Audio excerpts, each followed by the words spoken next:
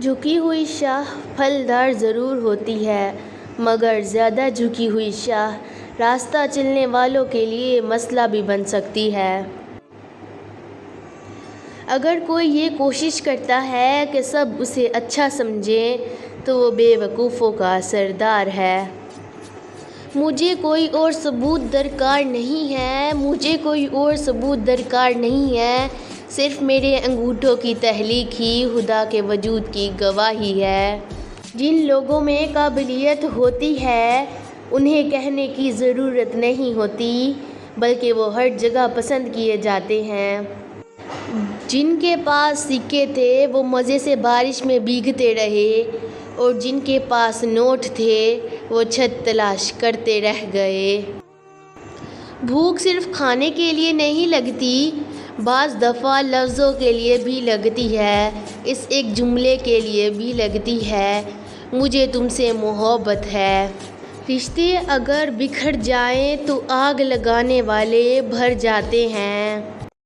اپنے غموں اور پریشانیوں کو سینے میں دفن کر دو، اگر انہیں چہرے پر سجاؤ گے تو کمزور ہو جاؤ گے۔ 3 چیزیں انتہائی مشکل ہیں، پہلی راز کو راز رکھنا، دوسری بے عزتی کو بھول جانا، تیسری فرصت کا صحیح استعمال کرنا۔ جو عورت کسی غیر مردوں کے ساتھ ناجائز تعلقات رکھتی ہے پھر وہ جائز تعلقات نبھانے سے قاصر ہو جاتی ہے۔ ہر انسان کے ساتھ چلنا یا نہ چلنا وہ آپ کی مرضی ہے، لیکن کوشش کریں جس کے ساتھ بھی چلیں، جب تک بھی چلیں مخلص ہو کے چلیں۔ زندگی ایک بہت مختصر ہے، اسے بوریت میں ضائع کرنا حماقت ہے، اس لیے ہر حال میں خوش رہیں اور مسکراتے رہیں۔ کمزور لوگ بدلہ لیتے ہیں، مضبوط لوگ معاف کر دیتے ہیں، ذہین لوگ نظر انداز کرتے ہیں۔ غلاموں سے سب سے پہلے تعلیم چھینی جاتی ہے، کیونکہ آزادی حاصل کرنے کی آرزو کو چنگاری علم دیتا ہے۔ اللہ تعالیٰ کے راستے پر چل پڑے ہو تو تیز بھاگو، تیز بھاگنا اگر مشکل ہے تو آہستہ بھاگ لو، تھک گئے ہو تو چل لو، یہ بھی نہیں کر سکتے تو گھسٹ لو، مگر واپسی کا کبھی نہ سوچنا۔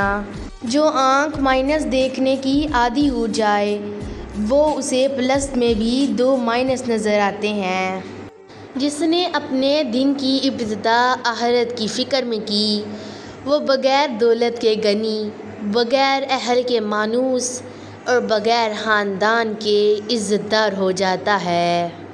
دنیا کی نعمتیں ہمیشہ کے لیے عطا نہیں کی جاتیں، نہ جوانی سدا قائم رہتی ہے، نہ رب و دبدبا، نہ شان و شوکت اور نہ ہی صحت، لہٰذا عجز و انکساری کا دامن کبھی نہ چھوڑیں۔ دشمنوں سے زیادہ ہمارے وہ دوست خطرناک ہیں جو منافقانہ انداز میں ہمارے جذبات سے کھیلتے ہیں۔ حضرت امام جعفر صادق نے فرمایا، جو شخص اپنی اولاد کے لیے بد دعا کرتا ہے اس کو اللہ فقر و تنگ دستی کے حوالے کر دیتا ہے۔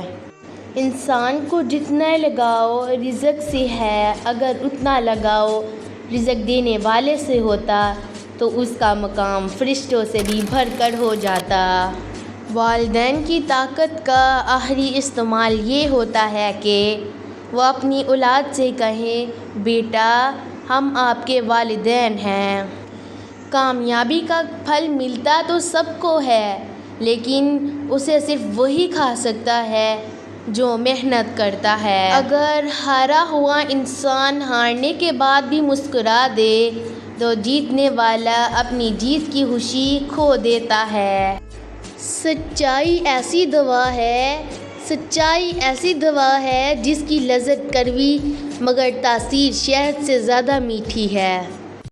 اگر گھر میں تینوں وقت کا کھانا بن رہا ہے، مہمان بھوکا نہیں جا رہا، ضرورت مند کی مدد ہو رہی ہے اور اولاد کو تعلیم مل رہی ہے تو آپ امیر ترین انسان ہیں۔ جس کی بیوی ہر دعوت پر جاتی ہے، جس کا گھوڑا ہر جگہ سے پانی پیتا ہے، نہ تو اس کے پاس اچھی بیوی ہے اور نہ ہی اچھا گھوڑا۔